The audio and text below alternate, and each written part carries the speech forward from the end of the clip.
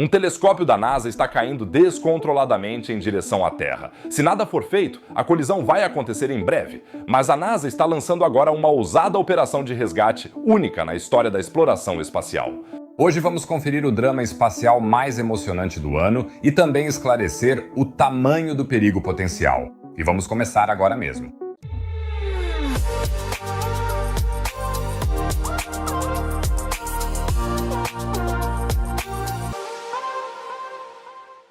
Sim, hoje vai ser dramático, pessoal. Como também em agosto, um pequeno aviso, vai ter um eclipse solar total lá na Espanha. Me digam aí nos comentários se querem que eu faça uma live desse eclipse solar para vocês. É só escrever live do eclipse nos comentários, se vocês quiserem. E se tiver interesse suficiente, eu faço isso para vocês em agosto. E para não perderem, já se inscrevam logo aqui no canal. Assim vocês recebem uma notificação bem na hora do eclipse. E para quem já é inscrito, ajuda muito o vídeo deixando o seu joinha. 5.000 curtidas devem ser o bastante para acalmar o algoritmo do YouTube. Bom, mas agora vamos ao drama espacial, que começa no ano de 2004. Em 20 de novembro de 2004, um foguete Delta II decolou de Cabo Canaveral e levou um passageiro muito especial para a órbita terrestre, o Observatório Neil Gerald Swift, ou Swift para abreviar. Aliás, o nome não é por acaso uma referência à ave de mesmo nome, o andorinhão, que em inglês se chama Swift. Isso porque o Swift consegue se alinhar a um evento cósmico em menos de 2 minutos, e isso é incrivelmente rápido no mundo dos telescópios espaciais. Mas o que exatamente o Swift faz? É simples, ele observa explosões de raios gama. As explosões de raios gama são as mais violentas do universo conhecido. Quando uma estrela massiva entra em colapso no fim de sua vida, ou quando duas estrelas de nêutrons se fundem, ocorrem explosões de radiação curtas, mas de intensidade inimaginável. Um único flash de raios gama libera, em segundos, mais energia do que nosso Sol em toda a sua vida, que dura cerca de 10 bilhões de anos. Incrível. O astrônomo Neil Gehrels, que deu nome ao telescópio póstumamente, descreveu o seu funcionamento assim.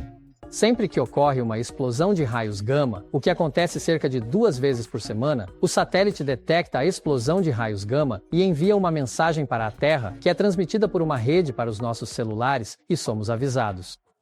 Observamos supernovas, novas, transientes de buracos negros, cometas, estrelas fulgurantes, todos os tipos de objetos.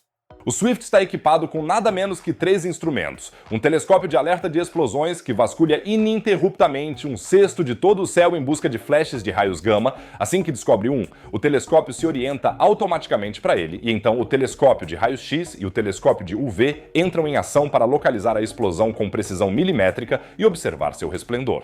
Eu sei, parece ficção científica, mas é engenharia da melhor qualidade. Em mais de 2 décadas, o Swift registrou mais de 1.000 explosões de raios gama. Isso nos mostrou de onde vem a maioria dessas explosões, ou seja, da morte de estrelas gigantes em galáxias distantes. Ajudou-nos a detectar a explosão de raios gama mais brilhante de todos os tempos, que os astrônomos chamam carinhosamente de BOAT. Não GOAT, o melhor de todos os tempos, como Lionel Messi ou algo assim, mas BOAT, o mais brilhante de todos os tempos. É que há 2 anos o Sol acabou se metendo no meio. Isso mesmo, o Sol. O Sol passa por um ciclo de atividade a cada 11 anos aproximadamente. Em 2024, o Sol atingiu o chamado máximo solar. Esse fenômeno foi mais intenso do que o esperado. Isso levou, entre outras coisas, a uma atividade excepcionalmente forte das auroras polares. Em alguns lugares, as auroras polares chegaram a ser vistas até mesmo no sul da Europa. Se alguém de vocês tiver visto isso na época, me manda uma mensagem, eu adoraria saber. A intensa radiação solar aqueceu a atmosfera externa da Terra, que por causa disso se expandiu, e uma atmosfera mais densa significa maior efeito de frenagem nos satélites em órbitas terrestres baixas. O Swift, que tinha sido lançado originalmente a 600 km de altitude e deveria permanecer ativo até o início da década de 2030, perdeu altitude de forma repentina e dramática. Até o início de 2025, a órbita havia caído para cerca de 370 km, e isso continua até hoje. O Swift está em rota de colisão com a Terra. Se não houver intervenção, ele entraria na atmosfera até o final deste ano. Mas o que a NASA está fazendo a respeito? Brad Senko, astrofísico do Goddard Space Flight Center da NASA e cientista-chefe do Swift, descreve a situação assim: estamos trabalhando com um cronograma que, para os padrões da indústria espacial, é simplesmente louco. Loucura define bem, pois a NASA está reagindo com uma medida inédita na história da exploração espacial até agora. Esta é uma missão realmente diferente. Nós não podemos esperar muito. sua órbita tem diminuído. Se não fizermos nada, a Swift reentrará na atmosfera e então não há nada a perder. Contrataram uma startup privada para construir um robô de resgate, em menos de um ano por $30 milhões. A empresa se chama Catalyst Space Technologies, fica no Arizona e recebeu o contrato em setembro de 2025. 7 meses depois, a nave de resgate já estava pronta. Uma nave espacial de cerca de 400 quilos, do tamanho de uma geladeira, chamada Link. A Link vem equipada com 3 braços robóticos e deve agarrar a Swift como um alpinista mecânico e elevar sua órbita de volta para 600 quilômetros. Enquanto conto isso, percebo que tudo soa como se tivesse Sadu de uma revista do Perry Rhodan ou algo assim, mas dou Wallace a pura verdade. Com Healy, o CEO da Catalyst Space diz: o que a equipe conseguiu em apenas 8 meses é extraordinário. Nós projetamos, construímos, testamos e integramos uma nave robótica que vai realizar uma das missões comerciais de serviço mais ambiciosas já tentadas. O mais louco é que a NASA, sendo uma grande agência, normalmente não é conhecida por trabalhar tão rápido. Para comparar, missões normais da NASA dessa magnitude costumam levar uma década da ideia até o lançamento. Aqui, foram 8 meses. O lançamento do Link está marcado para hoje, 27 de junho.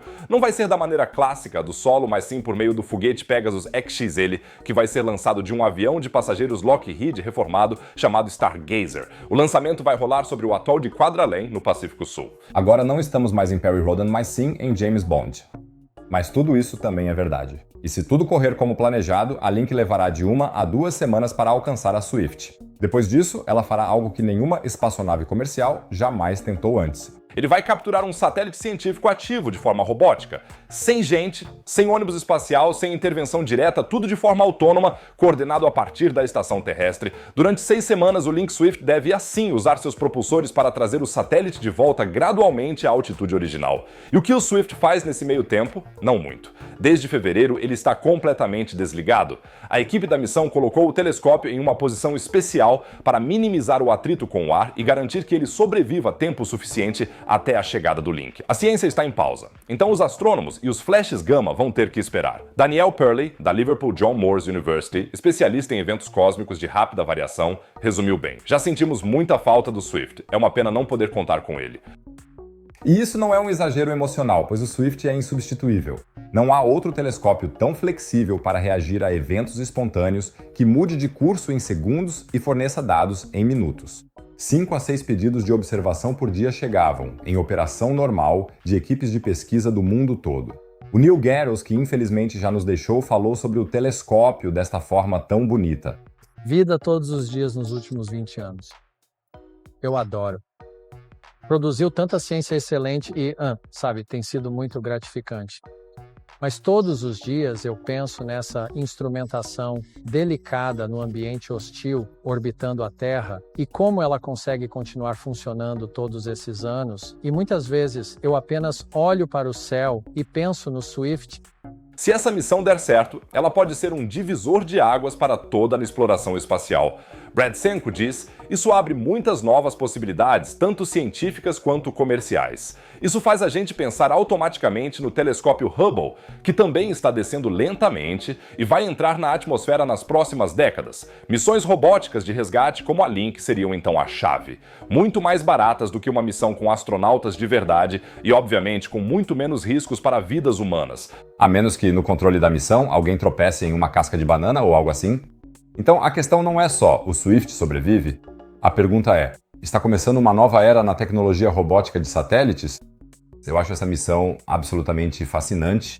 Não só por causa da tecnologia, mas pelo que isso diz sobre nós, seres humanos. Quando um telescópio de 22 anos corre o risco de cair na atmosfera terrestre, a gente constrói um robô em 8 meses e o manda atrás dele, porque a curiosidade e a ciência valem a pena e porque não desistimos tão facilmente das ferramentas que nos ajudam a entender o universo. Que ninguém venha falar mal da humanidade agora. Tudo bem, algumas coisas negativas até me ocorrem, mas deixa pra lá.